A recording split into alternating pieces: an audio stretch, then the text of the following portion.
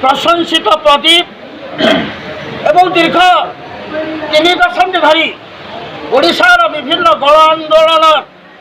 जे नाभि केन्द्र सदय प्रताप मेनका जो मैंने अच्छा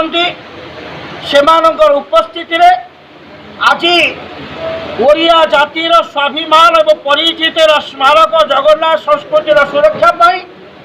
ये जगन्नाथ माटीर स्वाभिमान पाई अमूल्य खनिज संपदर सुरक्षा पाई युवक मान भितर जो उन्मादन आसी नूतन संगठन गढ़ी उठी ओडिशार भविष्य एक सामाजिक सुवार्ता स्वाधीनता आंदोलन समय जातीय कविंकर से कालजयी आह्वान तमे कई जन जीवन को पानी छड़ाई नदेले चलो कि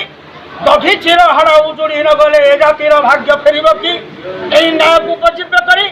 आज जो युव प्रतिभा माने संगठित होती ये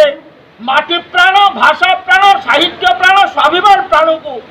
समर्थन कर बयस बल और अभिज्ञता बल से समर्थन कर आशीर्वाद ये संगठन प्रभावशाली हो